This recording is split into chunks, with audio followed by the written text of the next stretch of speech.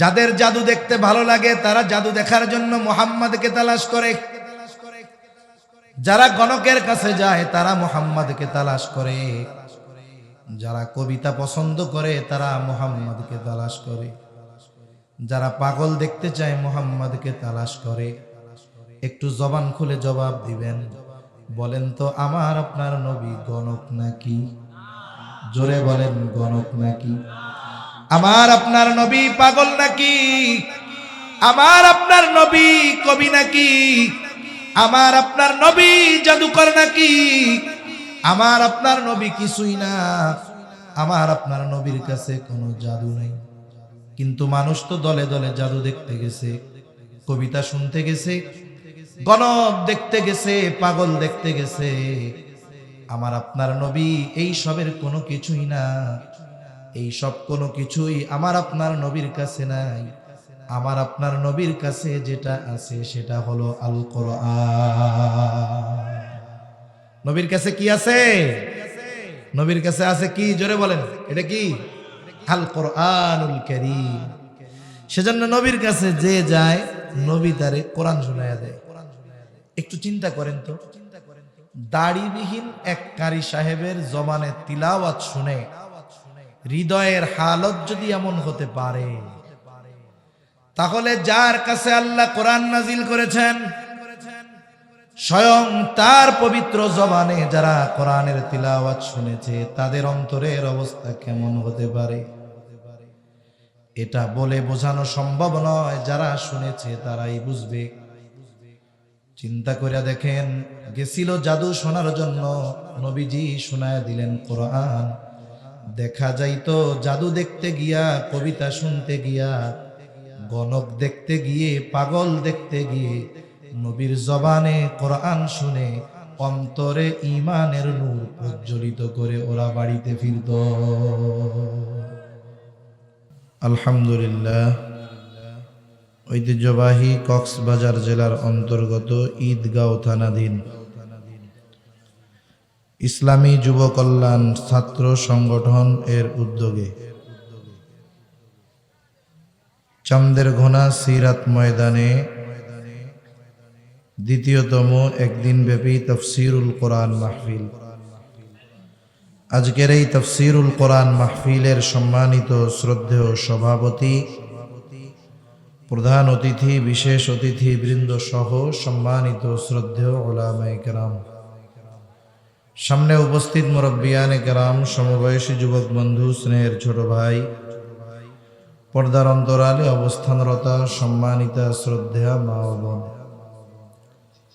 আল্লাহ রাব্বুল আলামিনের দরবারে অগণিত শুকর যে মহান মালিক আমাদের হায়াতে বরকত দিয়ে সুস্থ রেখে হাজারো মানুষের মধ্য থেকে যাচাই বাছাই করে হাদিসের ভাষায় এ জান্নাতের বাগানে আসার বসার, কিছু দ্বীনি কথা বলবার এবং শ্রবণ করবার সুযোগ যে মহান মানিব আমাদের দান করেছেন, সে মহান মানিবকে খুশি করার জন্য মহব্বতের সাথে জবান খুলে অন্তর থেকে আমরা একবার কালিমাতুশ শুকর পাঠ করি, আলহামদুলিল্লাহ। অগণিত দুরূদ ও সালাম সাইয়্যিদুল আম্বিয়া, আশরাফুল আম্বিয়া, খাতামুল আম্বিয়া, ইমামুল মুরসালিন, রাহমাতুল লিল আলামিন, মুহাম্মাদুর রাসূলুল্লাহ সাল্লাল্লাহু আলাইহি ওয়াসাল্লামের উপর। আমি আপনাদের খেদমতে পবিত্র কোরআনুল কারীমের প্রসিদ্ধ সূরা আহজাব থেকে একটা আয়াত ও রাসূল আকরাম সাল্লাল্লাহু আলাইহি ওয়াসাল্লামের অগণিত হাদিস থেকে একটা হাদিস পাঠ করেছি।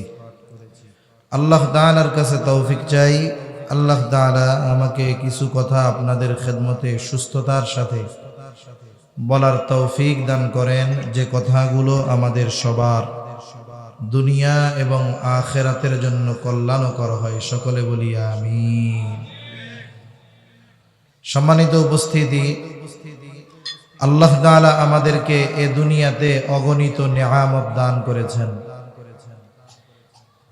এই যে আমরা দ্বীনি মাহফিলে দ্বীনি কথা বলতে পারতেছি, শুনতে পারতেছি, এটাও আল্লাহ তাআলার পক্ষ থেকে নেয়ামত।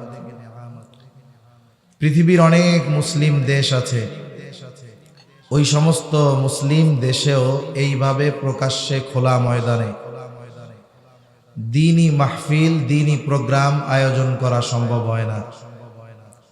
কিন্তু উপমহাদেশে আল্লাহ তাআলার পক্ষ থেকে বড় এক নেয়ামত যে এখানে সাধারণ মানুষ খোলা পরিবেশে ফাঁকা ময়দানে দ্বীনের কথা বলতেও পারে, আয়োজনও করতে পারে। এটাও আল্লাহ তাআলার পক্ষ থেকে একটা নেয়ামত, ঠিক কিনা বলেন? প্রত্যেকটা নেয়ামতের জন্য ওই নেয়ামতের আলোকে শুকরিয়া আছে। এই যে দ্বীনি মাহফিল আমার কলিজার টুকরো যুবক ভাইয়েরা আয়োজন করেছে, চান্দের ঘোনা ইসলামী যুব কল্যাণ ছাত্র সংগঠন, তার মানে সাহায্য যারাই করুক, কিন্তু উদ্যোক্তা হিসাবে আছে যুবক এবং ছাত্ররা। আমরা যখন আগামীর চিন্তা করি যে আমাদের যুব সমাজের অবস্থা কি হবে, আমাদের যুবকেরা কাদের মতাদর্শ গ্রহণ করতেছে, তারা কি ইসলামের পথে থাকবে নাকি অপসংস্কৃতির স্রোতে ভেসে যাবে, এই চিন্তা যখন উম্মার উলামায়ে কেরাম করেন, তখন আরেক দিক তাকিয়ে আমরা বড় আশান্বিত হই যে বাংলাদেশের আনাচে কানাচে বিভিন্ন জায়গায় আমাদের কলিজার টুকরো যুবক ভাইয়েরা, ছাত্র ভাইয়েরা আগ্রহী হয়ে, উদ্যমী হয়ে, পরিশ্রম করে দ্বীনি কথা বলবার, শ্রবণ করবার এত সুন্দর আয়োজন ব্যবস্থাপনা তারা করেন। তাহলে আমাদের দায়িত্ব কি? তারা যে আমাদের জন্য এমন এক ব্যবস্থা করে দিলেন, আমাদের দায়িত্ব হলো তাদের এই আয়োজন কামিয়াব করার লক্ষ্যে আমাদের ব্যস্ততা থাকলেও, কর্ম থাকলেও এই আয়োজনের একটা দিন আমাদের সকলকে স্বতঃস্ফূর্তভাবে এই মজলিসে উপস্থিত হয়ে দোকানপাটে না ঘুরে যুবকদের এই আয়োজন কামিয়াব করা, সফল করা, ঠিক কিনা বলেন? আমার এই যুবক ভাইয়েরা যদি চাইতেন অন্য কিছু করতে পারতেন, কিন্তু ইসলামের প্রতি দরদি, দ্বীনের প্রতি দরদি, আগ্রহী এই তরুণ যুব সমাজ এলাকাবাসীকে মুআজ্জাজ মুকাররম উলামায়ে কেরামের জবান থেকে কথা শ্রবণ করবার ব্যবস্থা করে দিয়েছেন। কারণ আজকে অনেক বড় বুজুর্গ একজন আলেমে দ্বীন আসবেন এখানে, আল্লামা মুফতি ওমর ফারুক সন্দীপী সাহেব, একজন বুজুর্গ মানুষ, আহলুল্লাহ, আল্লাহর ওলি। সাথে সাথে আমি তো অসুস্থ, তারপরেও ওয়াদা রক্ষার্থে আসা, এই ভাঙ্গা গলায় যতটুকু সময় বলবো, এরপরে গোটা চট্টলার জনপ্রিয় একজন ওয়ায়েজ, সুমিষ্টিভাষী ওয়ায়েজ বন্ধুবর আব্দুল্লাহ আল মারুফ সাহেব আসতেছে। এজন্য আমাদের যত ব্যস্ততা, যত কর্ম থাক না কেন, আমরা একটু ফারেগ হয়ে সময় নিয়ে এখানে বসে আল্লাহর ওলির সাথে আখেরি মোনাজাত করে বাড়িতে ফিরবো। সকলে জবান খুলে বলেন ইনশাআল্লাহ। বলা যায় না কার দোয়া কবুল হয়ে যায়, কার ওসিলায় কার দোয়া কবুল হয়, বলা যায় না। তা সর্বোপরি দোয়া করি আমার ছাত্র যুবক ভাইদের জন্য যে আল্লাহ তাআলা তাদের এই আয়োজন কবুল করুক। আল্লাহ তাআলা তাদের সকলকে আগামীর রাহবার হিসাবে, দ্বীনের খাদেম হিসাবে আল্লাহ কবুল করুক। সকলে বলি আমিন। সম্মানিত উপস্থিতি, আমি যে আয়াতখানা আপনাদের খেদমতে তিলাওয়াত করেছি, উক্ত আয়াতের মধ্যে আল্লাহ তাআলা মূলত রাসূল আকরাম সাল্লাল্লাহু আলাইহি ওয়াসাল্লামের আদর্শকে সার্বজনীন হিসাবে সাব্যস্ত করেছেন। শুরুতে একটা কথা বইলা নেই, কয়েকদিন যাবত বিগত সময় আমি খুব অসুস্থ ছিলাম। ঠান্ডার থেকে এমন কাশি হয়েছে যে কথা বলতে পারতাম না। কথা শুরু করছি তো 2-3 মিনিট ধরে কাশি চলতেছে, এরকম অবস্থা হয়ে গেছে। আলহামদুলিল্লাহ, আজকে আমি একটু অন্যান্য দিনের তুলনায় ভালো অনুভব করতেছি, আলহামদুলিল্লাহ। এরপরেও যদি অসুস্থতা জনিত কারণে একটু কাশি টাশি আসে, আপনারা একটু বেজার হইয়েন না, রাগ হবেন নাকি?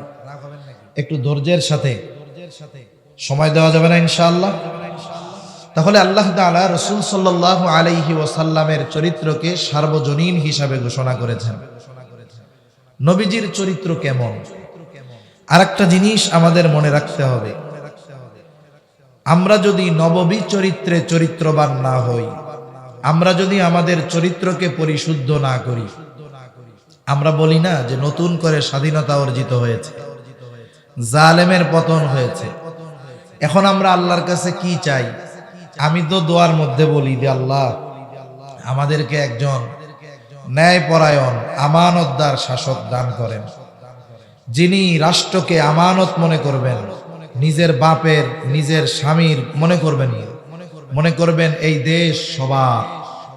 সাথে সাথে এও বলি আল্লাহ ন্যায়পরায়ণ একজন শাসক দেন, যাতে কেউ মাজলুম না হয়, একেবারে প্রত্যন্ত অঞ্চলের একেবারে গরিব মানুষটাও যেন ন্যায় বিচার পায়, এমন একজন শাসক দান করেন। এরকম শাসক আমরা সবাই চাই কি চাই না? বলেন তো, এইরকম সচ্চরিত্রবান শাসক যদি আমরা চাই, আমাদেরকেও তো সচ্চরিত্রবান হওয়া দরকার। আমরা যদি সচ্চরিত্রবান না হই তাহলে কি হবে? শাসকের চেয়ারে চেহারার পরিবর্তন হবে, কিন্তু চরিত্রের পরিবর্তন হবে না। দেখবেন লোহা পিটাইলে একটা আওয়াজ হয়, কি কয় কন্ত? যেই সেই। লোহা পিটাইলে কি কয়? লোহা বলে যেই সেই, পিটাওয়ার যা করো, আমি লোহাই আছি। তাহলে আমরা যদি পরিবর্তনের জাগরণ না তুলি, নিজেরা যদি পরিবর্তন না হই, তাহলে কিন্তু আমাদের ন্যায়পরায়ণ আমানতদার শাসক আমাদের নসিবে আসবে না। এজন্য আমাদের স্লোগান হবে যে আমরা আমাদের চারিত্রিক পরিবর্তন আনব, সাথে সাথে এমন শাসকের জন্য আল্লাহর কাছে দোয়া করব যিনিও সৎ চরিত্রের অধিকারী। ঠিক কিনা বলেন? আর এই সৎ চরিত্র যদি অর্জন করতে হয়, রাসূলুল্লাহ সাল্লাল্লাহু আলাইহি ওয়াসাল্লামের আদর্শ চরিত্র অনুসরণ ব্যতি রেখে সম্ভব নয়। তাহলে যে কথা বলতেছিলাম, আল্লাহ তাআলা আমার আপনার নবীজির চরিত্রকে সার্বজনীন চরিত্র বলে অভিহিত করেছেন। কেন? বলে নবীর চরিত্র হলো এমন এক চরিত্র, এই চরিত্র যদি কোনো অমুসলিম ধারণ করে তাহলে সে দুনিয়ার জগতে সফল হয়ে যায়। আর যদি কোনো ইমানদার আমার আপনার নবীর চরিত্রকে ধারণ করে, বলে তার দুনিয়া আখিরাত উভয় জাহান সফল হয়ে যায়। কেমন চরিত্র আমার আপনার নবীর? আপনাদের এলাকার সবচাইতে বড় ভালো মানুষ, বুজুর্গ মানুষ, তারও অনেক সময় চারিত্রিক সত্যায়ন পত্রের দরকার হয়, চারিত্রিক সনদের। দেখা যায় যে এক এলাকার সবচাইতে বড় সচ্চরিত্রবান ব্যক্তি, তার চরিত্রের সার্টিফিকেট যার কাছ থেকে আনতে গেছে, সে হলো ওই এলাকার সবচাইতে নিকৃষ্ট চরিত্রের অধিকারী।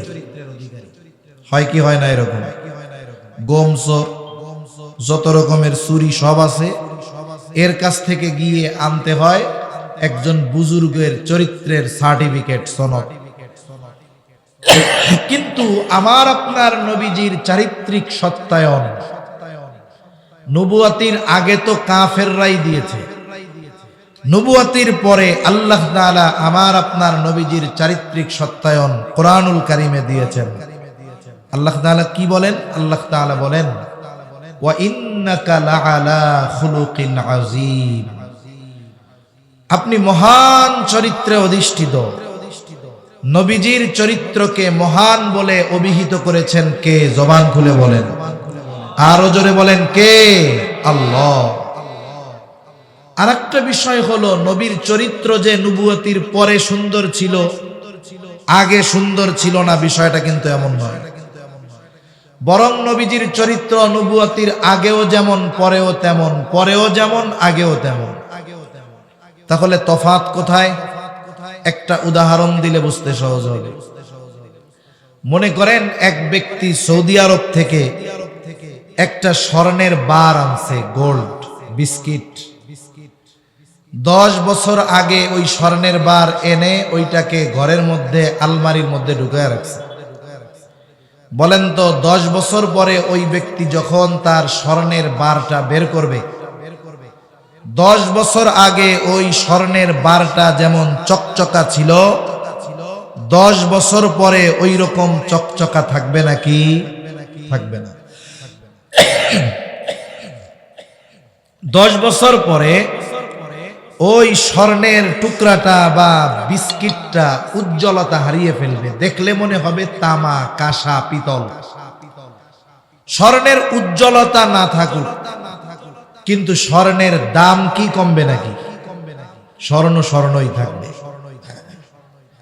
এখন যদি আপনি ওই স্বর্ণের টুকরাটা বাজারে নিয়ে যান, ঈদগাঁও বাজারে নিয়ে যদি স্বর্ণকারের কাছে বলেন, ভাই আমার স্বর্ণটাকে একটু অ্যাসিড পানি দিয়ে পরিষ্কার করে দাও, এইবার গরম অ্যাসিডের মধ্যে স্বর্ণের বারটা স্বর্ণকার একটা চুবনি দিয়ে যখন তুলবে, মুহূর্তের ভিতরে আবার আগের মতো স্বর্ণ সেই উজ্জ্বলতা ফিরে পাবে। তাহলে স্বর্ণের উজ্জ্বলতা না থাকার কারণে তার দাম কমে যায় না। এখন যদি আমি আপনি এই উপমা দেই, নবীজির চরিত্র হলো স্বর্ণ, নবুয়তির আগেও স্বর্ণ, পরেও স্বর্ণ। বলে তফাৎ কোথায়? বলে নবুয়তির আগে নবীর চরিত্র স্বর্ণ, তবে এটার উজ্জ্বলতা একটু কম ছিল। বলে নবুয়তির পরে আল্লাহ তাআলা নবুয়তির মাধ্যমে এই চরিত্রের উজ্জ্বলতাকে আরো বাড়ায়া দিছেন। এখন কি হলো? বলে নবুয়তির আগে আমার আপনার নবীর সুন্দর চরিত্রে মুগ্ধ হয়েছিল মক্কাবাসী, আর নবুয়তির পরে উজ্জ্বলতা আল্লাহ তাআলা বাড়িয়ে দিয়েছেন, এই জন্য নবীর চরিত্রে মুগ্ধ হয়েছিল গোটা বিশ্ববাসী। নবীজির চরিত্র এমন ভাবে আল্লাহ তাআলা হেফাজত করেছেন, একটু খেয়াল দিয়া কথাগুলো শুনতে হবে। বলে শরীয়তে ইসলামে যত কিছু নিষেধ আছে, হারাম আছে, এই নিষিদ্ধ কোনো বিষয় নবুয়তির আগে আমার আপনার নবীর দ্বারা কখনোই সংগঠিত হয় নাই।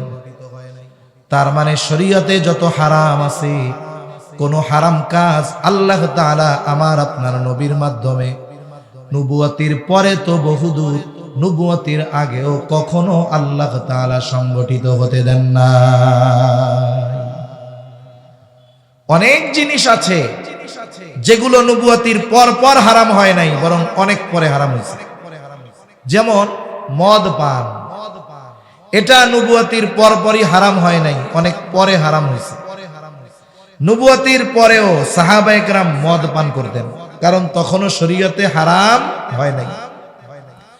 কিন্তু কেউ কথা বলতে পারবে না যে মদ তো হারাম হয় নাই, তাহলে নবীজিও নবুয়তির পরে মদ পান করছেন, কথা কেউ বলতে পারবে না। আরে নবুয়তির পরে তো বহুদূর, নবুয়তির আগেও আমার আপনার নবী কোনদিন মদ স্পর্শ করেও ধরেন নাই, সুবহানাল্লাহ বলেন, টাচ করেও দেখেন নাই, পান করা তো বহুদূর।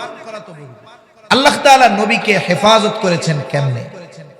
নবুয়তির আগে আল্লাহ তাআলা ওই সমস্ত বিষয় থেকে নবীকে হেফাজত করেছেন যেগুলো নবুয়তির পরে আল্লাহ হারাম করেছেন। কেমনে? একটা উদাহরণ দিই। নবীজি সাল্লাল্লাহু আলাইহি ওয়াসাল্লাম বলেন, মক্কার মধ্যে একটা বড় বিবাহের আয়োজন হলো, সারা মক্কাবাসীকে দাওয়াত দেওয়া হলো। সবার সাথে সেই দাওয়াতে আমিও অংশগ্রহণ করলাম। নবীজি তখন ছিলেন বালক, 10-11 বছর বয়স।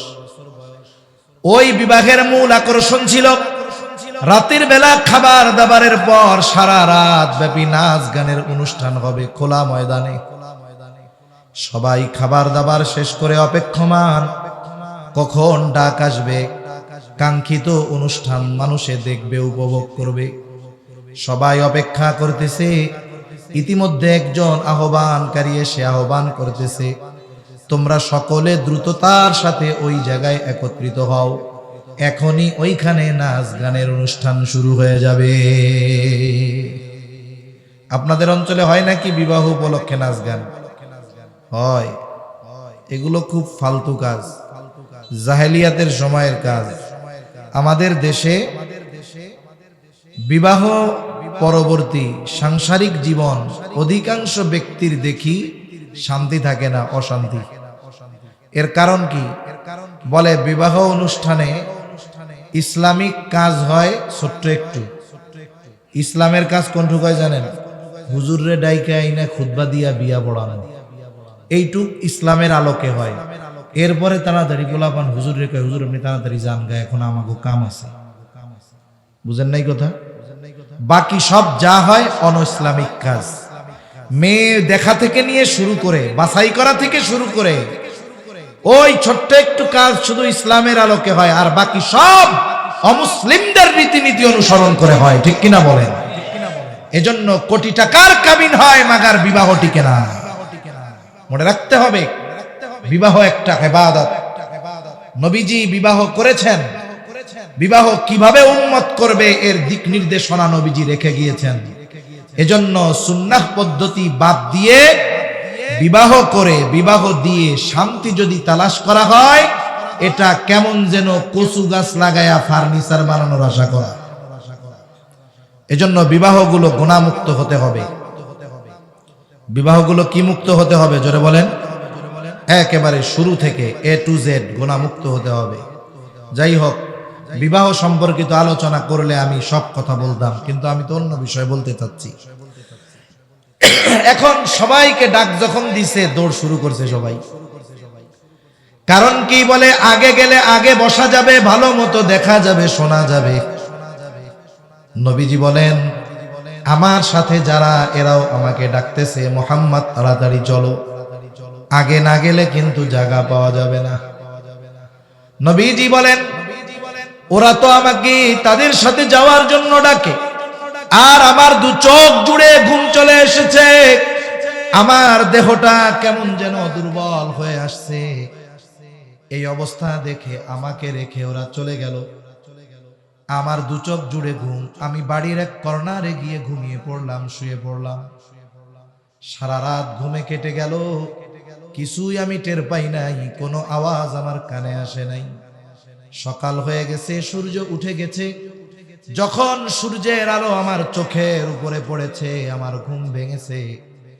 এরপরে আমি সজাগ হয়েছি, ওই যে আমার চোখে তন্দ্রা এসেছিল, ঘুম এসেছিল, ওর পর থেকে ঘুম ভাঙার আগ পর্যন্ত এই বাড়িতে কি হয়েছে এর কিছুই আমি টের পাই না। আল্লাহ তাআলা কেন হেফাজত করেছেন? মুফাসসিরিনে কেরাম বলেন যে কোন কাফেররা যেন এই কথা না বলতে পারে যে নবুয়াতির পরে নবী বলছে বাদ্যযন্ত্র হারাম। কাফেররা যেন এই কথা না বলতে পারে, মুহাম্মদ তুমি তো কিছুদিন আগে আমাগুলোকে গান শুনছিলা, কোরআনে নাজিল হলো মদ হারাম, নবীজি ঘোষণা করে দিলেন মদ হারাম। কাফেররা যেন এই কথা বলতে না পারে, মুহাম্মদ এখন তুমি মদ হারাম বলতেছো, অথচ কয়দিন আগে তুমিও তো মদ পান করেছিলে। এই কথাটুকুও যেন কাফেররা আমার আপনার নবীকে না বলতে পারে। এই জন্য আল্লাহ তাআলা নবুয়াতির পরে যেই সমস্ত বিষয় শরীয়তে ইসলামে নিষিদ্ধ করেছেন, এমন কোন কাজ নবুয়াতির আগে আমার আপনার নবীর দ্বারা আল্লাহ সংগঠিত হতে দেন নাই। সুবহানাল্লাহ। কথা কি বুঝেন? সজাগ আছেন তো আপনারা? যারা আছেন সজাগ আছেন? কথা কন না কেন? তাকবীর দেন একটা, নারায়ে তাকবীর। লাইট একটা চোখের দিক, আমি আপনাকে ভালো মতো দেই না, দুইটা সাইডে হইলে দেখা যাইতো আর কি। আরো জোরে তাকবীর, নারায়ে তাকবীর। ঠিক আছে, চলবে। তাহলে নবীর চরিত্র কেমন? বলে নবুয়াতির আগেও যেমন, পরেও তেমন। কাফেররা আমার আপনার নবীজিকে বারবার হত্যার অপচেষ্টা করেছে।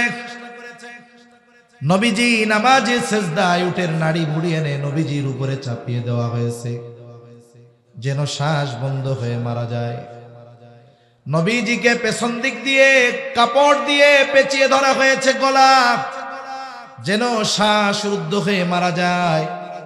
আবার সকল গোত্রের এক একজন প্রতিনিধি নিযুক্ত করা হয়েছে নবীজিকে হত্যা করার জন্য। তার মানে কাফেররা বারবার আমার আপনার নবীকে হত্যার প্রচেষ্টা করেছে, ঠিক, কিন্তু ওই কাফেররা কখনো আমার আপনার নবীর চারিত্রিক ব্যাপারে অপবাদ দেওয়ার দুঃসাহস করে না। সিরাতের কিতাবে কথা কেউ দেখাতে পারবে না যে আবু জেহেল, উতবা, সাইবা কখনো আমার আপনার নবীর ব্যাপারে এই কথাটা বলেছে যে মুহাম্মদ নবুয়তির আগে একটা মিথ্যা কথা বলেছে। এটা কাফেররাও বলতে পারবে। কাফেররা মানুষদেরকে নবীর থেকে দূরে সরানোর জন্য নবীর ব্যাপারে 4টা শব্দ ব্যবহার করত। 4টি শব্দ নবীর ব্যাপারে ব্যবহার করত। রাসূলুল্লাহ সাল্লাল্লাহু আলাইহি ওয়াসাল্লাম নবুয়তির পরে গোপনে দাওয়াত দিয়েছেন 3 বছর। কয় বছর? জোরে কোন, আরো জোরে বলেন, কয় বছর? 3 বছর গোপনে দাওয়াত দেওয়ার পর আল্লাহ তাআলা ওহী নাজিল করেন। আল্লাহ তাআলা বলেন, ওয়া আনযির আশীরাতাকাল আকরাবিন। আল্লাহ রাব্বুল আলামিন বলেন, পয়গম্বর এখন আর গোপনে দাওয়াত চলবে না। আপনি আপনার পাড়া প্রতিবেশী, বন্ধু বান্ধব, আত্মীয় স্বজন যারা আছে সকলকে প্রকাশ্যে সতর্ক করেন, দাওয়াত দেন। নবীজি চিন্তা করলেন এই কথাগুলো একত্রে সব মানুষের কাছে কেমনে পৌঁছানো যায়। এখন তো আধুনিক জামানা। আমি আপনি যদি আমার আপনার কোনো কথা একত্রে আমার সব পরিচিত বন্ধু বান্ধবের কাছে পৌঁছাতে চাই, ফেসবুকের মধ্যে একটা স্ট্যাটাস দিয়ে দিলে মুহূর্তের ভিতরে আমার আপনার কথাগুলো সব বন্ধুদের কাছে পৌঁছিয়ে যায় কি যায় না? ওই সময়ে তো আর এই সিস্টেম ছিল না, তবে সিস্টেম একটা ছিল। মক্কাবাসীর কাছে একটা পাহাড় ছিল, ওই পাহাড়ের একটা মর্যাদা, গ্রহণযোগ্যতা ছিল। সেই পাহাড়ের নাম হলো আবু কুবাইস পাহাড়।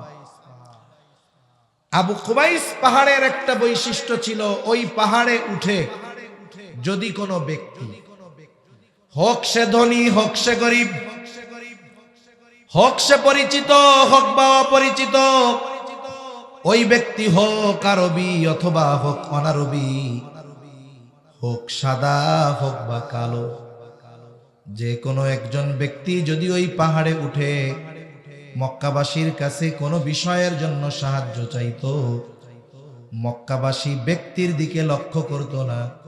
মক্কাবাসী ওই পাহাড়ের আজমতের দিকে খেয়াল করে যে ব্যক্তি তাদের কাছে সাহায্য চাইতো, ওই ব্যক্তিকে সাহায্য করার জন্য তারা ছুটে আসত।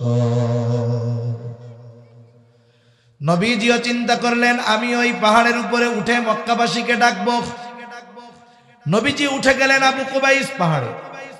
2 ধরনের বর্ণনা পাওয়া যায়। একটা হলো তিনি সাফা পাহাড়ে উঠে গেলেন, আর একটা হলো আবু কুবাইস পাহাড়ে উঠলেন। একই কথা, কারণ সাফা পাহাড়টা হলো আবু কুবাইস পাহাড়েরই অংশ। যেমন ঢাকা থেকে আমারে যদি কেউ ফোন দেয়, ফোন দেওয়ার পরে যদি জিজ্ঞাসা করে কোথায় আছেন, আমি যদি বলি এখন আছি ঈদগাঁও, বলেন তো কথা সত্য নাকি মিথ্যা? নিঃসন্দেহে সত্য কথা।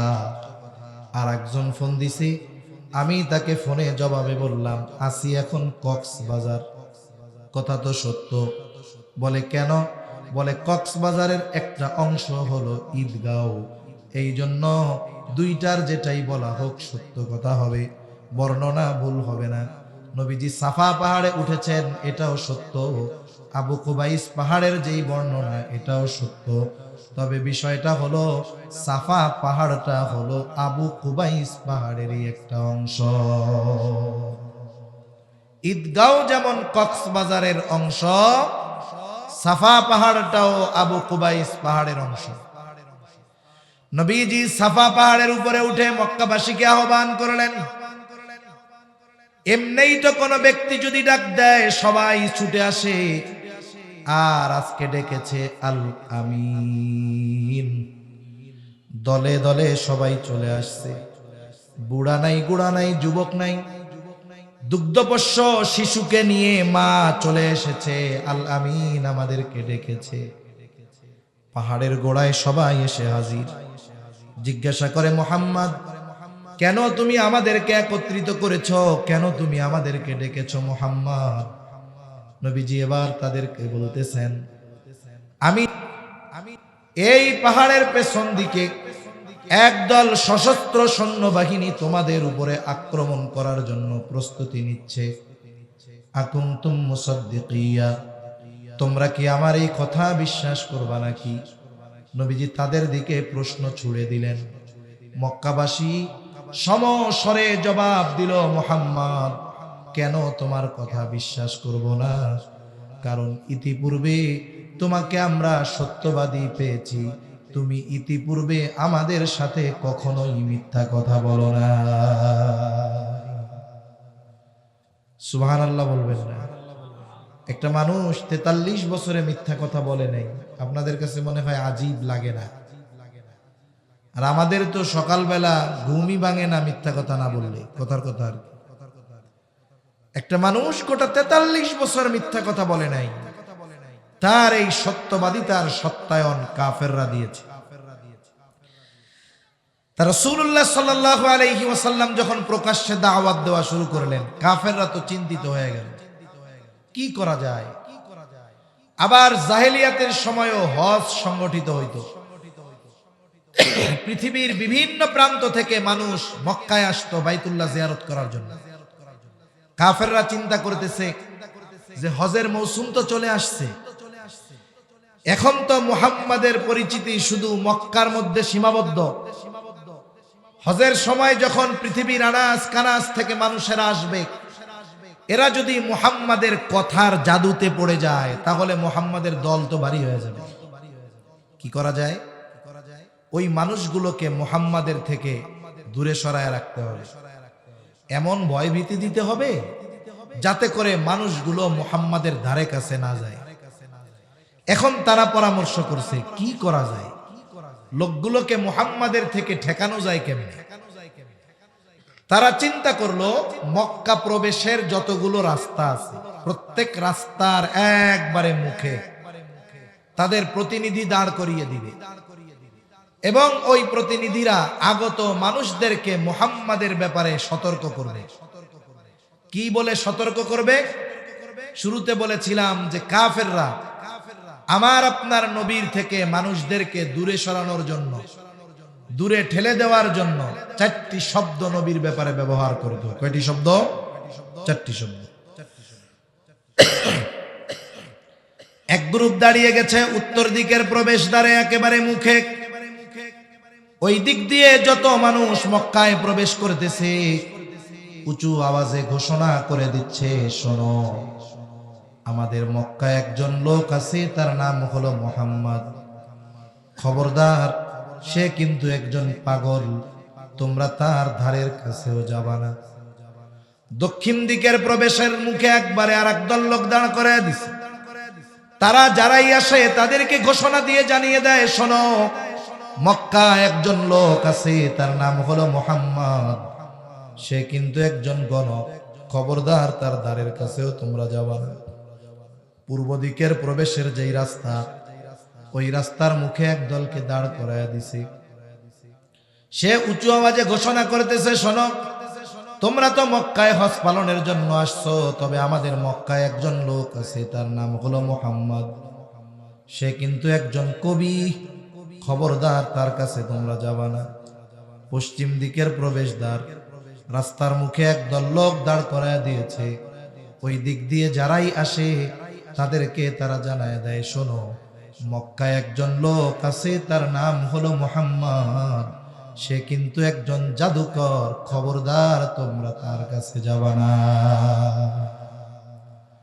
আচ্ছা বলেন তো, পৃথিবীর বিভিন্ন প্রান্ত থেকে যেই মানুষগুলো মক্কায় আসতেছিল, এরা কেউ কি জানতো যে মক্কায় একজন লোক আছে তার নাম মুহাম্মদ? কেউ কি জানতো? কেউ জানতো না। আল্লাহর সিস্টেম কত কঠিন। আল্লাহ বলে, তোরা আমার হাবিব থেকে মানুষদেরকে দূরে সরানোর চক্রান্ত করতেছস, দাঁড়া, কামডা আমি তোগো দিয়াই করব। কারণ আল্লাহ তাআলা বলেন, ওয়া মাকারু ওয়া মাকারাল্লাহ আল্লাহু খায়রুল মাকিরিন। আরে আল্লাহ তাআলার পলিসি হলো উত্তম পলিসি। তোরা ষড়যন্ত্র চক্রান্ত করবি আর আল্লাহ তাআলা এমন পলিসি গ্রহণ করবে যে তোদের ওই ষড়যন্ত্র চক্রান্ত আল্লাহ তাআলা নিঃসাত করে দিবে, ঠিক কিনা বলে? প্রথম কাজ কি? একটা ব্যক্তিকে যদি মানুষ না চিনে তার ব্যাপারে তো আগ্রহী হবে না। আল্লাহ তাআলা কাফেরদের মাধ্যমে পৃথিবীর আনাস কানাস থেকে আগত প্রত্যেকটা মানুষের কর্ণকুহরে একটা শব্দ পৌঁছিয়ে দিয়েছেন। সেই শব্দটা কি? জোরে বলেন তো। মুহাম্মদ। কি বলেন না? কথা কি বুঝেন না আপনারা?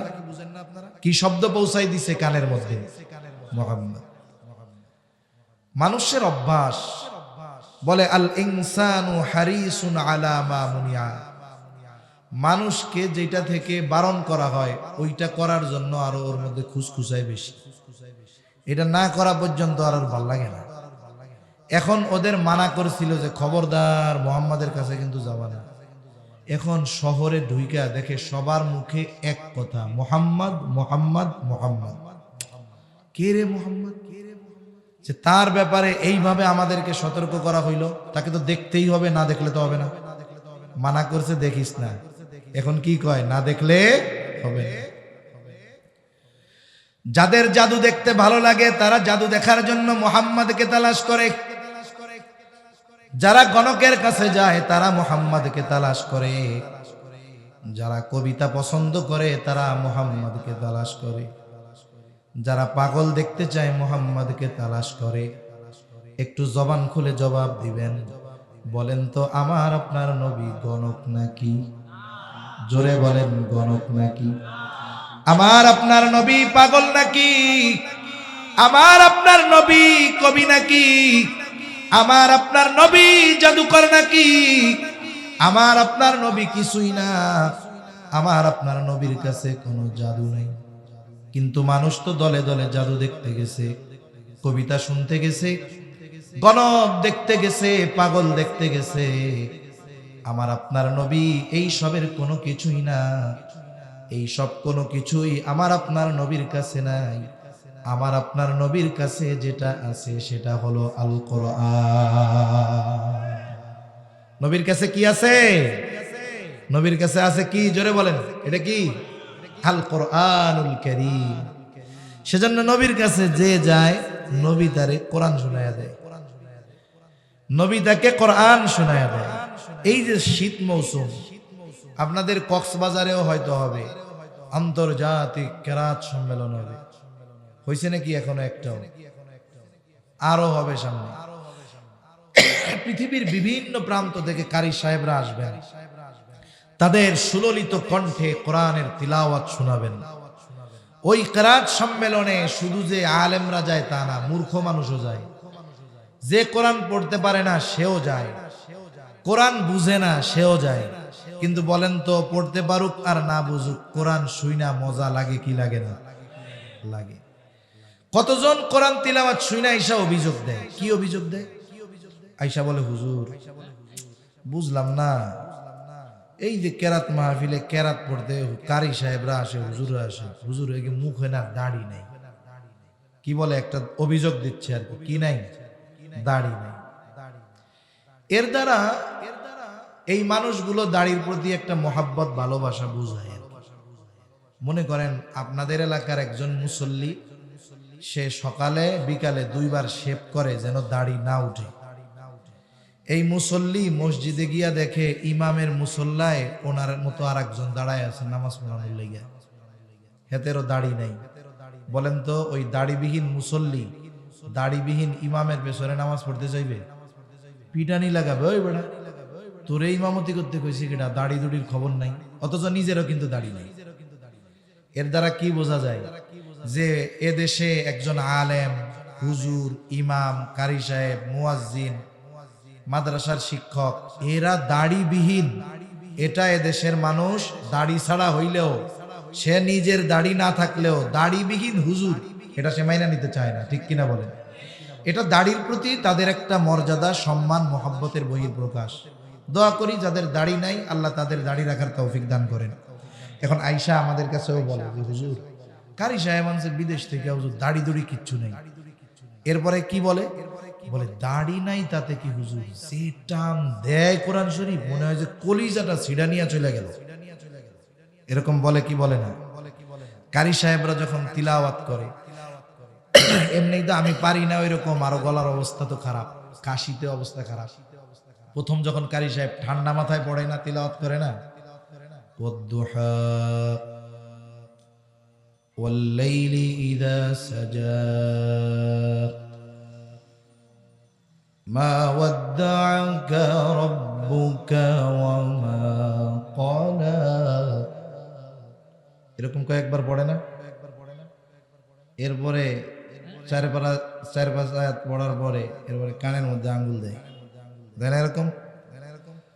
ওয়াদ-দুহা ওয়াল-লাইলি ইযা সাজা মা ওয়াদ্দা'আকা রাব্বুকা ওয়া মা ক্বালা। হয় কারি সাহেবের মতো। কিন্তু যখন আবার আর একটু এসকনিয়া টান দেয়, এক টানে সূরা দোহা শেষ। যতই সূরা দোহার লাস্ট প্রান্তের দিকে কারি সাহেব অগ্রসর হয়, কারি সাহেবেরও তিলাওয়াতের একটা ভাব প্রভাব শ্রোতাদের মধ্যে পড়ে, শ্রোতারা দাঁড়ায় যায়। যখনই সে শেষ করে ওয়া আম্মা বিনি'মাতি রাব্বিকা ফাহাদ্দিস, গোটা মজলিসের হাজারো জনতা মুহূর্তের ভিতরে তাদের হৃদয়ের আবেগ থেকে উচ্চ আওয়াজে উচ্চারণ করে আল্লাহু আকবার। ঠিক কিনা বলেন?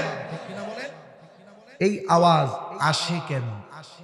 বলে তিলাওয়াত শুনতে শুনতে হৃদয়ের মধ্যে সমুদ্রের মতো একটা ঢেউ উঠা যায়, ওইটার বিস্ফোরিত হয় আল্লাহু আকবারের তাকবীরের আওয়াজের দ্বারা।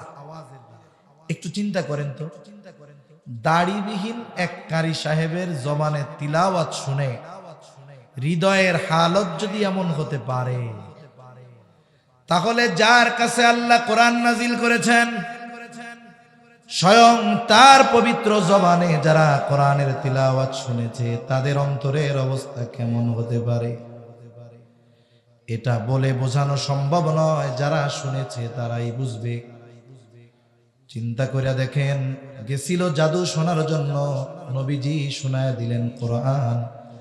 দেখা যাইতো জাদু দেখতে গিয়া, কবিতা শুনতে গিয়া, গণক দেখতে গিয়ে, পাগল দেখতে গিয়ে নবীর জবানে কোরআন শুনে অন্তরে ঈমানের নূর প্রজ্বলিত করে ওরা বাড়িতে ফিরত। তাহলে কাফেররা আমার আপনার নবীর থেকে মানুষদেরকে ঠেকানোর জন্য যেই চারটা বিষয় নবীর ব্যাপারে বলতো, এই চারটি জিনিস কারো চারিত্রিক ত্রুটির কারণ হতে পারে না। এই জন্য আমার আপনার নবীর চরিত্র হলো স্বর্ণ, নবুয়তির আগেও যেমন পরেও তেমন। কিন্তু আফসোস লাগে তখন যখন দেখি নবীর ওই দুশমনেরা নবীর ব্যাপারে চারিত্রিক অপবাদ দেওয়ার দুঃসাহস করে নাই। কিন্তু ১৫০০ বছর পরে অনেক ক্ষেত্রে মুসলমানের ঘরে জন্ম নিয়ে অনেক মুনাফিক মার্কা, নাস্তিক মার্কা মানুষ আমার আপনার নবীজির চারিত্রিক ব্যাপারে অপবাদ দেওয়ার দুঃসাহস করে। প্রথমত তাদের এই বিষয়টা মনে রাখতে হবে, এটা আমার মতো কোনো সাধারণ মোল্লা না যে আমার ব্যাপারে যদি কেউ চারিত্রিক অপবাদ দেয়। অপবাদ কি? যেটা আমি করি নাই। তাহলে কিছু মানুষ একথা বিশ্বাস করে নিবে যে এটা করলেও করতে পারে, না করলে কইছে নাকি? কিন্তু বলেন তো, এই পৃথিবীর ৫০০ কোটির উপরে আছে অমুসলিম, ২০০ কোটি মুসলমান। ৫০০ কোটি অমুসলিম যদি একযোগে আমার আপনার নবীজির চারিত্রিক ব্যাপারে অপবাদ দিয়ে দেয়, বলেন তো ২০০ কোটি মুসলমান যার হৃদয়ে ন্যূনতম ঈমান আছে, সেও কি কাফেরদের দেওয়া ওই অপবাদ বিশ্বাস করবে? করবে না, কোনো সংশয় অন্তরে আনবে না।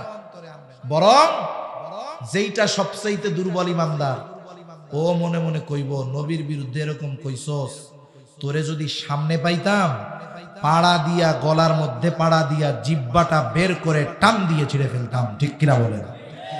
সেজন্য নবীর চারিত্রিক ব্যাপারে অপবাদ দিয়ে এই উম্মতের নবীর প্রতি মুহাব্বত কিয়ামত পর্যন্ত কমানো যাবে। তবে জানার দরকার কাফেররা কোন কোন বিষয়ে, ইসলাম বিদ্বেষীরা নবীর ব্যাপারে কোন কোন বিষয়ে আপত্তি তুলে জানা দরকার, এর জবাবও আমাদের জানা দরকার। এক নাম্বার, নবীর ব্যাপারে তারা যে অপবাদ দেয়, বলে 25 বছরের যুবক মুহাম্মদ বিবাহ করছে 40 বছরের একজন নারীকে, বলে বিয়াটা করছে সম্পদের লোভে। নাউজুবিল্লাহ বলেন, এত আস্তে জোরে বলেন নাউজুবিল্লাহ। অথচ ইতিহাস কি বলে? ইতিহাস বলে আমার আপনার নবী খাদিজাকে বিবাহের প্রস্তাব নিজে দেনই নাই। বিবাহের প্রস্তাব এসেছে খাদিজাতুল কুবরার পক্ষ থেকে। লম্বা ইতিহাস, মূল কথাগুলো আমি শুধু আপনাদের খেদমতে বলি। খাদিজাতুল কুবরা দুইজন স্বামী ইন্তেকাল করেছে, দুই স্বামীর ঘর করেছেন, দুইজনই ইন্তেকাল করেছেন। দুই স্বামীর মৃত্যুর পর খাদিজা দৃঢ় প্রতিজ্ঞাবদ্ধ হলেন তিনি আর বিবাহ শাদী করবেন না। স্বামীরদের থেকে পাওয়া কিছু সম্পদ আর পিতার কিছু সম্পদ দিয়ে খাদিজা ব্যবসা শুরু করে দিলেন। খাদিজাতুল কুবরা রাদিয়াল্লাহু তাআলা আনহা পুত পবিত্র একজন নারী ছিলেন, বিদুষী বুদ্ধিমতী একজন নারী ছিলেন। গোটা আরবে ওনার চরিত্রের সুনাম ছিল। ওই জাহেলিয়াতের সময় খাদিজাতুল কুবরার উপাধি ছিল তহেরা, পুত পবিত্রা। পৃথিবীর বিভিন্ন প্রান্ত থেকে বড় বড় রাজা বাদশাহ, বড় বড় সম্পদশালীরা বিবাহের প্রস্তাব দিয়েছে। খাদিজা নিজের সিদ্ধান্তের উপরে অনড়, তিনি আর বিবাহ শাদী করবেন না, বাকি জীবন এভাবে কাটিয়ে দিবেন। ব্যবসা বাণিজ্য করেন খাদিজা। খাদিজার বয়স তখন 37 বছর। খাদিজা ইতিমধ্যে আরবের একজন প্রসিদ্ধ ব্যবসায়ী হিসাবে খ্যাতি অর্জন করে ফেলেছেন। খাদিজা এবার তার ব্যবসার ইতিহাসে সবচাইতে বড় কাফেলা পাঠাবেন সিরিয়াতে। খাদিজার ব্যবসা ছিল এক্সপোর্ট ইম্পোর্টের ব্যবসা। সিরিয়ার বাজারে মক্কার যেই পণ্যগুলো চাহিদা সম্পন্ন ছিল ওই পণ্যগুলো পাঠাতেন সিরিয়ায়, আর মক্কার বাজারে সিরিয়ার যেই পণ্যগুলোর চাহিদা ওই পণ্যগুলো সিরিয়া থেকে কিনে এনে বিক্রয় করবেন মক্কার বাজারে। এক্সপোর্ট ইম্পোর্টের ব্যবসা। এত বড় কাফেলা, এর জিম্মাদার হিসাবে একজনকে খাদিজা তালাশ করতেছে, যে একজন বিশ্বস্ত আমানতদার লোক দরকার যাকে এই কাফেলার জিম্মাদারি দেওয়া যায়। খাদিজা খুঁজে পায় না। ইতিমধ্যে আবু তালেব জানতে পারলেন খাদিজা এমন একজন লোক খুঁজতেছে। নিজের ভাতিজার ব্যাপারে তো তার জানাই ছিল। আবু তালেব আমার আপনার নবীজিকে বলে, ও মুহাম্মদ, তুমি খাদিজার কাছে যাও, খাদিজার কাছে গিয়ে বলো তুমি তার কাফেলার দায়িত্ব নিতে আগ্রহী। খাদিজা বিশ্বস্ত একজন মানুষ খুঁজতেছে, তুমি খাদিজাকে গিয়ে বলো, একটু গরম চা লাগে, তুমি একটু খাদিজাকে গিয়ে বলো যে আপনার এই কাফেলার দায়িত্ব নিতে আমি আগ্রহী। নবীজি কি বললেন? বয়স 22 বছর তখন নবী বলতেছে আমি কোনো দায়িত্ব চেয়ে নিতে রাজি নেই। খাদিজা যদি আমাকে এই দায়িত্ব নেয়ার ব্যাপারে প্রস্তাব দেয় আমি ভেবে দেখব। কেন? বলে দায়িত্ব চেয়ে নেওয়া এক জিনিস, দায়িত্ব চাপায়া দেওয়া আর এক জিনিস। মনে করেন যে কোনো একটা বিষয়ের দায়িত্ব আমি যদি আপনাদের কাছ থেকে জোর করে চাইয়া নেই যে ভাই সকল দায়িত্বটা আমাকে দেন, এখন এই দায়িত্ব আপনারা দিলেন, চিন্তা করলেন হুজুর মানুষ, ওনারা তো দিতে সমস্যা নেই। এখন দায়িত্ব দেওয়ার পরে এই দায়িত্ব পালনে আমি ব্যর্থ, ফেল, তাহলে আপনারা কি করবেন? একসাথে আমারে বলবেন না দূর মিয়া হুজুর, আপনি করবেন ইমামতি, মাদ্রাসায় পড়াবেন, ওয়াজ নসিহত করবেন, আপনারা দায়িত্ব নিতে কইছে কেন? পারেন না কিছু লাভ দিয়া নিজের থেকে আবার দায়িত্ব চাইয়া নেয়। বেশি কথা বলবে কি বলবে না। কিন্তু আপনারা একটা দায়িত্ব আমারে দিতে চান, আমি নিতে চাই না। আপনারা জোর করে চাপাই দিচ্ছেন, হুজুর নেন নেন আমরা আছি তো, কোনো সমস্যা নাই। এখন বলেন তো, যদি জোর করে দায়িত্ব চাপিয়ে দেওয়ার পরে ওই দায়িত্ব পালনে আমার যদি কোনো ত্রুটি বিচ্যুতি হয়ে যায়, আপনারা কিছু বলার আগে আমি বলবো দায়িত্ব দিছেন কেন? ঠিক কিনা বলেন? তাহলে দায়িত্ব চেয়ে নিলে এক অবস্থা, চাপায়া দিলে আর এক অবস্থা। হযরত লোকমান কোরআনুল কারীমে ওনার নামে একটা সূরাও আছে। ওনার ব্যাপারে তাফসীরে আসছে যে ওনাকে নবুয়াত আর হিকমত, ওনার সামনে এই দুইটা জিনিস দেওয়া হয়েছে, যে উনি চাইলে নবুয়াতও নিতে পারবে, হিকমতও নিতে পারবে, ইখতিয়ার দেওয়া হয়েছে। হযরত লোকমান হিকমতকে গ্রহণ করেছেন, নবুয়াতকে গ্রহণ করেন নাই। অথচ প্রত্যেকটা নবী পরিপূর্ণ হিকমতওয়ালা, নবুয়াতির মধ্যে হিকমত পরিপূর্ণ আছে। এরপরেও নবুয়াত গ্রহণ না করে হিকমত গ্রহণ করলেন। জিজ্ঞাসা করা হলো, লোকমান, নবুয়াতের মতো মর্যাদাপূর্ণ দায়িত্ব গ্রহণ করবার সুযোগ থাকার পরেও কেন আপনি হিকমত গ্রহণ করলেন? অথচ নবুয়াতের মধ্যেই হিকমত পাওয়া যাইত। হযরত লোকমান বলেন, শোনো, আল্লাহ তাআলা যদি আমাকে নিজের থেকে নবুয়াত দিতে চাইতেন তাহলে আমাকে বেছে নেওয়ার জন্য সুযোগ দিতেন না, নিজের থেকে সরাসরি নবুয়াতির জিম্মাদারি আমাকে দিতেন এবং এই দায়িত্ব পালনে যত ব্যবস্থাপনা গ্রহণ করার দরকার সব ব্যবস্থাপনা যিনি গ্রহণ করতেন তিনি কে? আর যদি আমি নিজের থেকে দায়িত্ব গ্রহণ করতাম আর ওই দায়িত্ব পালনে যদি কোনো ত্রুটি বিচ্যুতি হয়ে যাইত তাহলে আমাকে জবাবদিহিতার কাঠগড়ায় দাঁড়ানো লাগতো। এই জন্য দায়িত্ব নেওয়া আর দায়িত্ব দেওয়া এক না।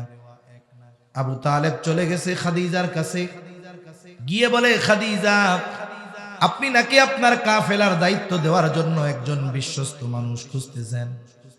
আমার ভাতিজা মুহাম্মদকে যদি সেই দায়িত্ব দেওয়া হয় কেমন হয়? খাদিজা তো চিন্তা করছে মুহাম্মদকে এই দায়িত্ব দেওয়া যাবে না, সে নিবে না, এই জন্য মুহাম্মাদের চিন্তা সে করে নাই।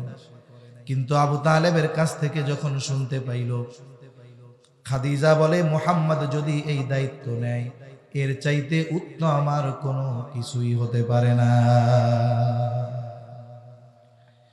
আবু তালেব এইবার বলে, খাদিজা, মুহাম্মদ তো দায়িত্ব নিতে পারে, তবে আপনি যদি নিজের থেকে তারে প্রস্তাব দেন, আপনি যদি প্রস্তাব দেন তাইলে হয়তো দায়িত্ব নিতে পারে। খাদিজা কি বলছে? খাদিজা বলে, আবু তালেব, মুহাম্মদ ব্যতীত অন্য কারো ব্যাপারে যদি আপনি এই কথা বলতেন কশ্চিন কালেও আমি আপনার কথায় রাজি হইতাম না, কিন্তু মুহাম্মাদের ব্যাপারে আমার তাকে প্রস্তাব দিতে কোনো আপত্তি নেই। খাদিজা এবার আমার আপনার নবীকে প্রস্তাব দিলেন, নবীজি দায়িত্ব গ্রহণ করলেন। কাফেলা রওনা হয়ে গেল। এই কাফেলার খেদমতের জন্য খাদিজা তার একজন গোলাম, তার নাম হলো মাইসারা, মাইসারাকে সাথে দিয়ে দিলেন। মাইসারাকে খাদিজা বলতেন, মাইসারা হইল আমার চোখ।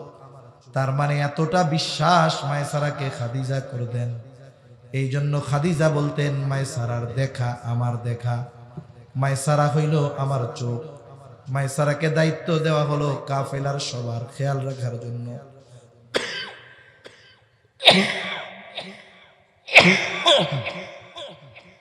মাইসারাকে দায়িত্ব দেওয়া হলো সবার খেয়াল রাখার জন্য। মাইসারা সবার খেয়াল রাখছে, বিশেষ করে নবীজির ব্যাপারে তাকে বলা হলো। সফর শেষ হলো, সফল এক ব্যবসায়ী সফর নবীজি শেষ করলেন। মক্কা থেকে যেই পণ্যগুলো সিরিয়ায় নিয়েছেন প্রায় দ্বিগুণ লাভে নবীজি বিক্রয় করলেন। আবার সিরিয়া থেকে যেই পণ্যগুলো মক্কায় এনেছেন প্রায় দ্বিগুণ লাভে নবীজি বিক্রয় করলেন। এইবার সফরের কারগুজারি শুনতে চায় খাদিজা মাইসারার কাছে।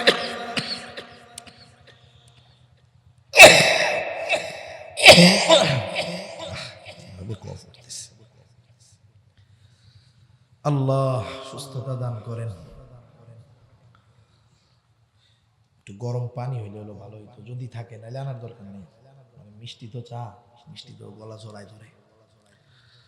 ভালো লাগতেছে তাই হলো এই অবস্থা, তাহলে আগের অবস্থাটা একটু চিন্তা করেন কত কষ্ট হয়েছে।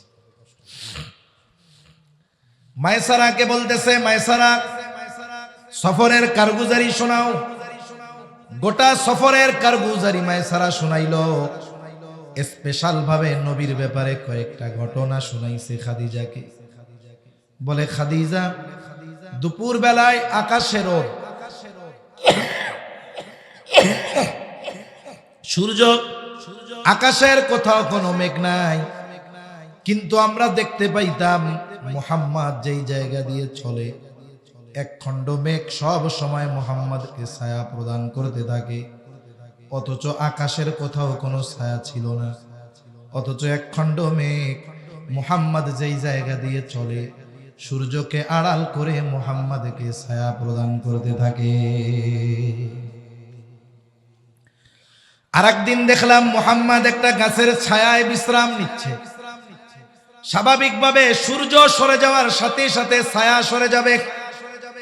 আমি খেয়াল করে দেখলাম সূর্য সরে গেছে, কিন্তু মুহাম্মাদের গা থেকে ছায়া সরে যায় নাই। আমি একটু কাছে গেলাম, কাছে গিয়া দেখি সূর্য সরে গেছে ঠিক, গাছের ছায়া সরে নাই। কারণ হলো গাছটা ঝুঁকে মুহাম্মাদকে ছায়া প্রদান করতেছে। আরেকদিন আরেক জায়গায় মুহাম্মদ বিশ্রাম নিচ্ছে, একজন পাদ্রীর সাথে আমার দেখা। পাদ্রী আমাকে মুহাম্মাদের পরিচয় জিজ্ঞেস করলো, যুবকটাকে, বাড়ি কোথায়, নাম কি, বংশ কি, বয়স কত। আমি বিস্তারিত মুহাম্মাদের ব্যাপারে বললাম। এইবার ওই পাদ্রী আমাকে বলল, শোনো, অচিরেই হয়তো এই যুবক নবুয়ত প্রাপ্ত হবে। এই কথা খাদিজা আয়েশা বলছে, মায়সারা আয়েশা খাদিজার কাছে বলছে। খাদিজা, ওই যে নবী যখন হেরা গুহায় কোরআন নাজিল হইছে, জিবরাইল আলাইহিস সালাম জড়ায়া ধরছে না, ভয় পাইছে, প্রচন্ড জ্বর আসছে, যখন ঘরে আসছে খাতে আরাকা বিন নাওফেলের কাছে নবীজিরে নিয়ে গেছে।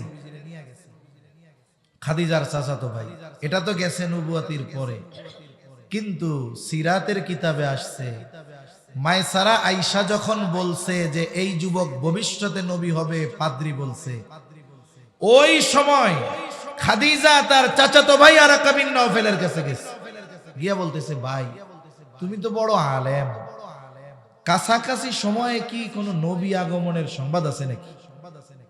আরাকা বিন নাওফেল বলছে, হ্যাঁ, কাছাকাছি সময়ে এই আরব ভূখণ্ডে একজন নবীর আগমন ঘটবে। খাদিজাতুল কুবরা যখন এই কথা আরাকা বিন নাওফেলের কাছে শুনছে, নববী চরিত্র তো আমার আপনার নবীর মধ্যে আল্লাহ তাআলা ইনক্লুড কইরাই দিয়েছেন, নবীর প্রতি এইবার খাদিজা আকৃষ্ট হয়ে গেছে। আরাকা বিন নাওফেলের কাছ থেকে শুনা নিয়ত করেছিল বিয়া করবেই না, এখন খালি বান্ধবীদের কাছে মুহাম্মাদের প্রশংসা করে। এখন বান্ধবীরা বলে, মোহাম্মদ মোহাম্মদ করো কেন, তো তুমি না বিয়া শাদী আর করবা না, তাহলে খালি মুহাম্মাদের কথা কাউ কেন, পছন্দ হইলে বিয়ার প্রস্তাব দিয়ে দাও। এখানে একটা বিষয় আগের থেকে বলা দরকার।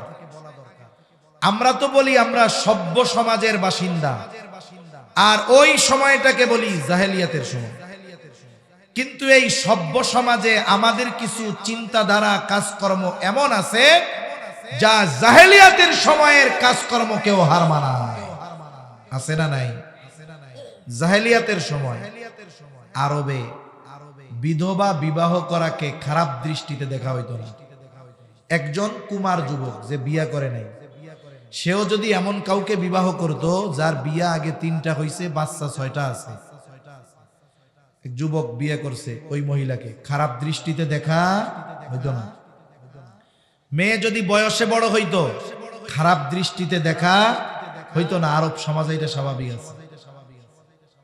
আমাদের সমাজের অবস্থা কি? মনে করেন একটা ভালো মেয়ে তালাক প্রাপ্ত হয়েছে, এখন আবার কইতে পারে ভালো মেয়ে আবার তালাক প্রাপ্ত হয় কেন? আরে মিয়া, আমাদের সমাজের একটা রোগ এটাও যে যখন কোনো মেয়ের বিবাহ বিচ্ছেদ হয়, একতরফা ভাবে তালাকের জন্য মেয়েকে দোষারোপ করে, ঠিক কিনা বলেন? কিন্তু একতরফা ভাবে মেয়েকে দোষারোপ করার সুযোগ নাই তো। এগুলো সামাজিক ব্যাধি, এগুলো নিয়ে আমাদের আলোচনা হওয়া দরকার। মনে করেন একটা মেয়ে দিনদার, মাদ্রাসায় পড়ছে, আলেমা, ভালো, তার বাপও দিনদার। দিনদার বাপ হইলে হবে কি, মেয়ে দিনদার তাতে কি, বিয়া দেওয়ার সময় আগে খুঁজে মালদার। কথা ভুল না রাইট? জোরে বলেন সঠিক না বেঠিক? আগে খুঁজে মালদার।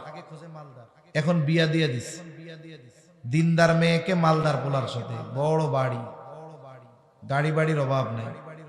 দিনদার মেয়েটা ওই বাড়িতে গিয়ে দেখে দিনের কোনো বালাই নাই, স্বামী পরনারীতে আসক্ত, সাথে সাথে নেশাগ্রস্ত, মাদকাসক্ত, মাদক ব্যবসায়ী, পরিবারের মধ্যে সব অশ্লীলতার জিনিসে ভরা, পর্দা টর্দা নাই, সবার সামনে যাইতে বলে, যাওয়া লাগে বাধ্য করে। বলেন তো একটা দিনদার মেয়ের ওই ধরনের বাড়ি যত আলিশান হোক, ওইটা তার জন্য ছোটখাটো একটা জাহান্নাম মনে হবে না?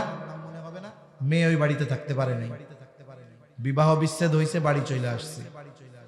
এক মুরব্বী কয়, অমুকের একটা মাইয়া আছে, মাইয়াটা খুব ভালো দিনদার।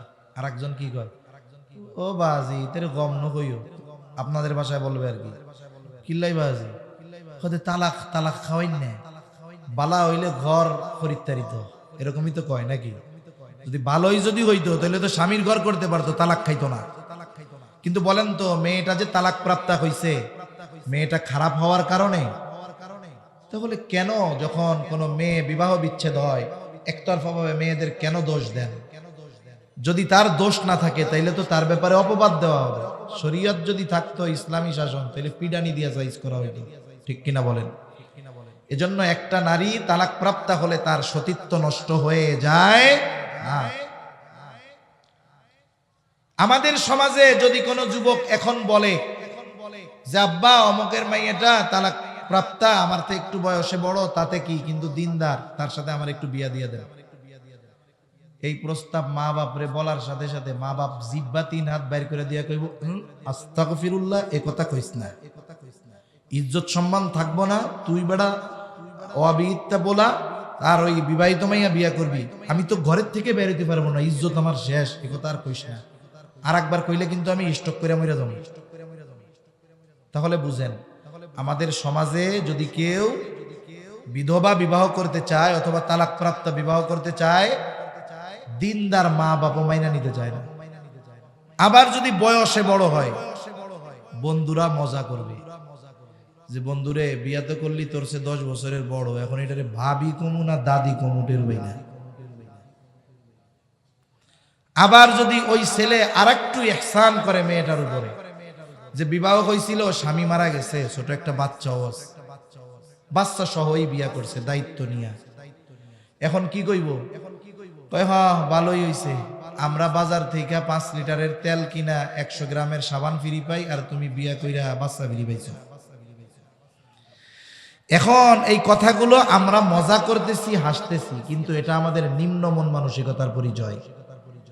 এটা আমাদের মগজ কত নিম্ন মানের হয়ে গেছে চিন্তাধারা, এটার বহিঃপ্রকাশ এগুলো। কেউ যদি এই ধরনের কাজ করে, একে আরো অ্যাপ্রিসিয়েট করা দরকার, একে আরো সুমা দেওয়া দরকার কপালে, যে যে সমাজের বিপরীতে গিয়ে তুমি এই কাজটা করতে পেরেছো, নবীজি যেটা করেছেন। এখন খাদিজার বান্ধবীরা বলে, তাহলে মুহাম্মদকে গিয়ে প্রস্তাব দাও। বলে আমি যদি প্রস্তাব দেই, সে যদি আমার কথা ফিরায় দেয়, আমি লজ্জা পেয়ে যাব। বান্ধবী বলে, তোমার পক্ষ থেকে আমি প্রস্তাব দিয়া দেই। বলে, তুমি তার মনোভাব জানো, তবে আমার কথা গোপন রাখবা। এই আলোচনা করতে করতে পার হয়ে গেছে আরো কিছু কাল। এইবার নবীর বয়স 25, খাদিজার বয়স 40। ওই মেয়েটা আমার আপনার নবীর কাছে গিয়ে বলে, ও মুহাম্মদ, বিবাহ শাদী কি করবা না? বয়স তো কম হলো না। নবীজি বলেন, আমি তো নিঃস্ব, টাকা পয়সা কিছু নাই, বিয়া করবো কেমনে? ব্যবসার সফর তো আরো আগেই শেষ হয়ে গেছে, টাকা পয়সা যা পাইছিল সব শেষ, হাতে টাকা পয়সা নাই। মেয়েটা এবার বলে, তোমার সব খরচ বহনের দায়িত্ব যদি কেউ গ্রহণ করে, তাহলে তুমি রাজি আছো নাকি? নবীজি বলেন, আমার চাচা আছে আবু তালেব, তার কাছে গিয়া বলো, অভিভাবকের কাছে। লম্বা ইতিহাস। আবু তালেবের খুতবায় খাদিজাতুল কুবরার সাথে আমার আপনার নবীজির বিবাহ হয়ে গেল। আলোচনাটা এই পর্যন্ত থাক। একটু আরেক জায়গায় আমরা যাই। যেই সূরা দুহা আমরা একটু তিলাওয়াত করলাম, শুনলাম, এই সূরা দুহার মধ্যে আল্লাহ তাআলা আমার আপনার নবীকে দেওয়া নবুয়তির আগে কয়েকটা নেয়ামতের কথা আল্লাহ বর্ণনা করেছেন।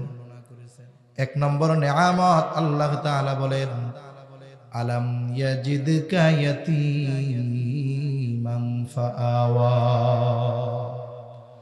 আল্লাহ তাআলা বলেন, হাবিব, তিনি কি আপনাকে ইয়াতীম অবস্থায় পায় নাই? অর্থাৎ আল্লাহ বলেন, আমি কি আপনাকে ইয়াতীম অবস্থায় পাই নাই? ইয়াতীম অবস্থায় পাওয়ার পর উত্তম লালন পালনের ব্যবস্থা কি আমি করি নাই? ইয়াতীম হওয়ার কারণে ইয়াতীম যেমন পরিবারের আত্মীয় স্বজনের কাছে নিগ্রহের শিকার হয়, অবহেলার শিকার হয়, আমার আপনার নবী ইয়াতীম হওয়ার কারণে অবহেলার শিকার হন নাই, বরং আমার আপনার নবীর ব্যাপারে যে জানতো ইয়াতীম, আমার আপনার নবীকে যে দেখতো আর যে জানতো, তার অন্তরে নবীর প্রতি মোহাব্বত আল্লাহ তাআলা ঢেলে দিতে। এজন্য ইয়াতীম হওয়ার কারণে আমার আপনার নবী অবহেলার শিকার কখনো হন নাই। দাদার কাছ থেকেও হন নাই, মায়ের কাছ থেকেও হন নাই, চাচাদের কাছ থেকেও হন নাই, হালিমাতুস সাদিয়ার ঘরে গেছেন, সেখানেও হন নাই। এখন বলেন, ইয়াতীম নবীর প্রতি সবার অন্তরে এই যে মোহাব্বত, ভালোবাসা ঢেলে দিয়েছেন কে? জোরে বলেন, কে? এই জন্য আল্লাহ বলেন, আপনি তো ইয়াতীম অবস্থায় ছিলেন, আপনার উত্তম লালন পালনের ব্যবস্থা আমি আল্লাহই করেছি। ওয়াজাদাকা দাল্লান ফাহাদা, আপনি সঠিক পথ সম্পর্কে অনবগত ছিলেন, আমি আপনাকে সঠিক পথ চিনায় দিয়েছি।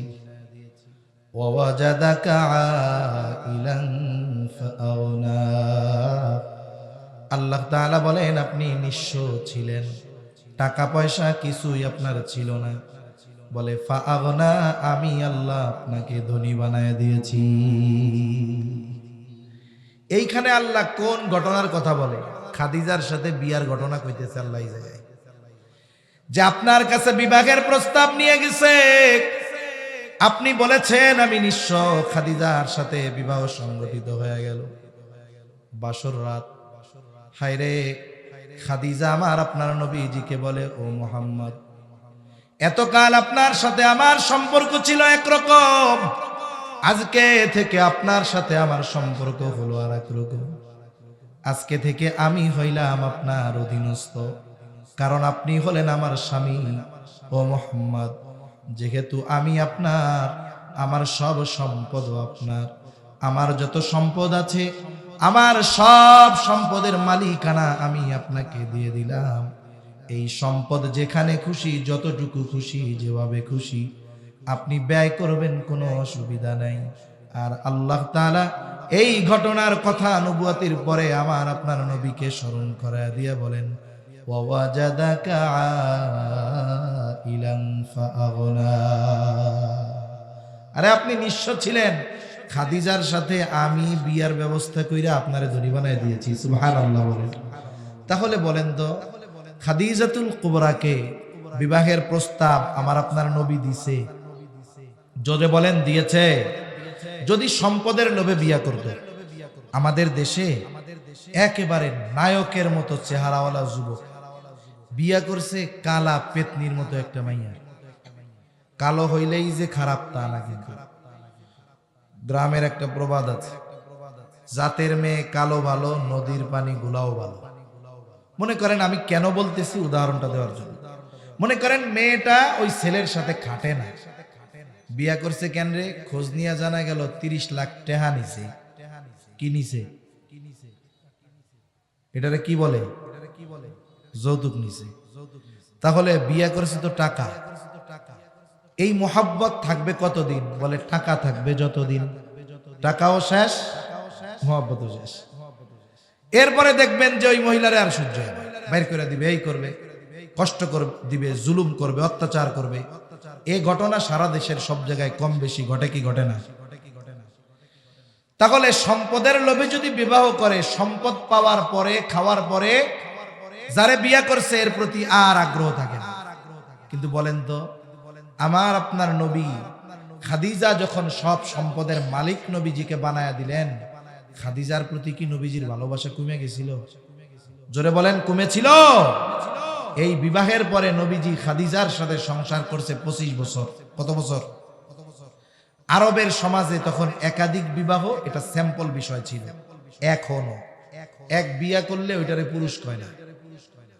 যারা সৌদিতে যায় ভ্রমণে দেখবে কত সুন্দর 4 বউ নিয়া, পোলাপান 1 ডজন নিয়া স্বামীতে ঘুরতে আসছে, কত সুন্দর ভাবে ঘুরতেছে, কোনো ঝামেলা নাই।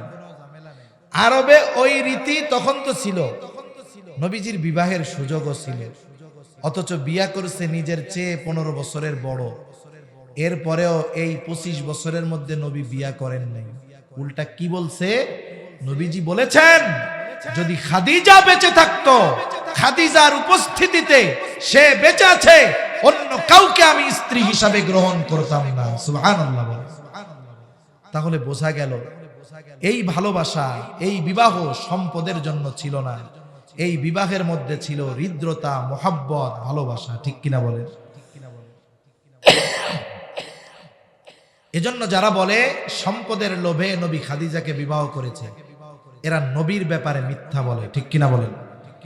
নবীজিকে খাদিজাই বিবাহের প্রস্তাব দিয়েছে, নবীজি খাদিজাকে বিবাহের প্রস্তাব দেন নাই। আরেকটা কি বলে? আরেকটা বলে যে উনি ওনার পুত্রবধূকে বিয়ে করছে। নাউজুবিল্লাহ বলেন। স্বাভাবিকভাবে পুত্রবধূকে বিবাহ করা শ্বশুরের জন্য হারাম। আরব সমাজে একটা কুসংস্কার ছিল, পালক পুত্রকে নিজের পুত্র মনে করা হইত। মারা যাওয়ার পরে নিজের পুত্র যেমন ওয়ারিশ, সম্পদ পেয়ে যায় ওয়ারিশ হিসাবে, ওই রকম পালক পুত্রকেও ওয়ারিশ হিসাবে সাব্যস্ত করা হইত। নিজের পুত্রবধূকে যেমন বিবাহ করা অবৈধ ছিল, মানে পুত্র যদি ছেড়েও দেয়, পুত্র যদি মারাও যায়, পুত্রবধূকে শ্বশুর বিবাহ করতে পারবে না। অনুরূপভাবে পালক পুত্রের ব্যাপারেও ওরা এটা মনে করে। এই কুসংস্কার যুগের পর যুগ চলে আসতেছে। আল্লাহ তাআলা চাইলেন আমার আপনার নবীর মাধ্যমে এই কুসংস্কারের মূলোৎপাটন করে দিবেন। কেমনে করবেন? রাসূল সাল্লাল্লাহু আলাইহি ওয়াসাল্লামের পালক পুত্রের নাম হলো হযরত যায়েদ রাদিয়াল্লাহু তাআলা আনহু। যায়েদ তো প্রথমে গোলাম ছিল, খাদিজার কাছে কিছুদিন, এরপরে নবীজির কাছে। যায়েদের বাপ খবর পাইছে, বাপ মা, যে আমার পোলা হারায় গেছিল, বাজারে কেউ ধইরা নিয়ে গোলাম কইয়া বেচা দিছে, এখন আছে কোথায়? বলে মক্কায় মুহাম্মাদের কাছে আছে। বাপ মা খুঁজতে খুঁজতে চলে আসছে, খোঁজ পাইছে, পরিচয় মিলছে। যখন নবীজিও জানতে পারছে, নবীজি যায়েদরে বলছে তুমি আজাদ, যাও মা বাবার সাথে চলে যাও। কিন্তু এই বালক নবীর চরিত্রে এতটা মুগ্ধ হইছে, মা বাপরে কয় তোমরা চলে যাও, আমি যাবো না, আমি নবীর সাথে থাকবো। সুবহানাল্লাহ। নবীর প্রতি এই ভালোবাসা নবীজি দেখে উপস্থিত সকলের সামনে বললেন, এখন তো আজাদ করে দিছি, আমার কাছে থাকবে, সম্পর্ক তো একটা দরকার। কি বলে? আজকে থেকে এ হলো আমার পালক পুত্র। তাহলে নবীজির পালক পুত্র যায়েদ। একটা সময় নবীজি তার বিবাহ দিলেন ওনার ফুফাতো বোন যায়নাব বিনতে জাহাসের সাথে। এনাদের মধ্যে বনাবনি হয় নাই, লম্বা কথা আর কি, সংক্ষেপে বলতেছি। একদিন এই বিষয়ের কথা যায়েদ নবীর সামনে বলতেছেন, বলতে বলতে এক পর্যায়ে নবীর সামনে যায়নাব বিনতে জাহাসকে তালাক দিয়ে দিয়েছে। এখন আল্লাহ তাআলা ওহী নাজিল করে দিবেন, তালাক তো দিছে, ইদ্দত শেষ হইলে এবার আপনি যায়েদের তালাক প্রাপ্ত স্ত্রী আপনার ফুফাতো বোন যায়নাব বিনতে জাহাসকে বিয়ে করবেন। আল্লাহ নির্দেশ দিছে। আর নবী চিন্তা করতেছে যে এই সমাজে এই কাম করলে কেমন হইব। নবীজি ইতস্তবোধ করতেছে। আর আল্লাহ তাআলা বলেন, মা কানা আলান নাবিয়্যি মিন হারাজিন ফীমা ফারাদাল্লাহু লাহু। আল্লাহ তাআলা জানায় দেন, মা কানা আলান নাবিয়্যি মিন হারাজ ফীমা ফারাদাল্লাহু লাহু। আল্লাহ তাআলা যা ফরজ করেছেন, আবশ্যক করেছেন নবীদের উপর, ওই ধরনের কাজ করার ব্যাপারে নবীদের কোনো চিন্তার কারণ নাই। তারা চিন্তা করবে না, তারা লজ্জাবোধ করবে না, পেরেশানির কোনো কারণ নাই। কারণ আল্লাহ তাআলা যেটা আদেশ করেছে নবীরা সেটা করবে। আমার আপনার নবী আল্লাহর নির্দেশ মান্য করবেন, যদিও অন্তরে ইতস্তবোধ হচ্ছিল, কিন্তু আদেশটা করেছেন কে? কারণ আল্লাহ তাআলা চাইলেন নবীর মাধ্যমে শতাব্দীর পর শতাব্দী ধরে চলে আসা এই কুসংস্কারের কবর রচনা করে দিবেন। কারণ অনেক সময় আছে বলার চাইতে করলে এর দ্বারা প্রভাব বেশি হয়।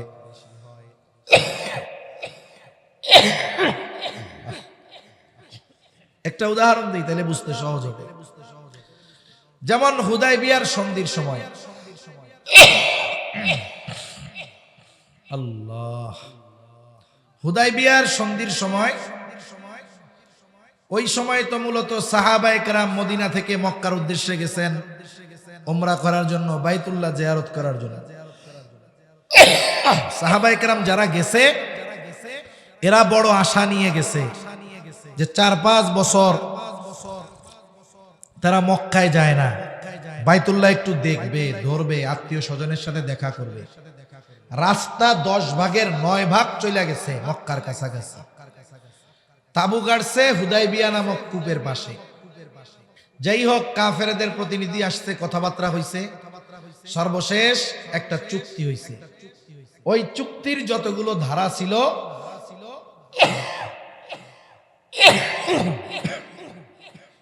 সব ধারাগুলো কেমন যেন মুসলমানদের বিপক্ষে, কাফেরদের পক্ষে।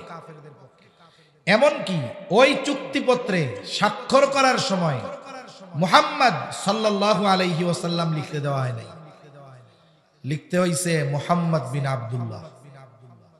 এটা যখন লেখছে ওমর রাদিয়াল্লাহু তাআলা আনহু এত রাগ হইছে, ক্ষোভে রাগে বলতেছে, আপনি কি আল্লাহর রাসূল নন? ওদের কথায় আপনি কেন এটা লিখলেন? আবার ধারার মধ্যে একটা ধারা যে এই বছর বাইতুল্লাহ যাওয়া যাবে না, মক্কায় যাওয়া যাবে না, ফিরে যাইতে হবে।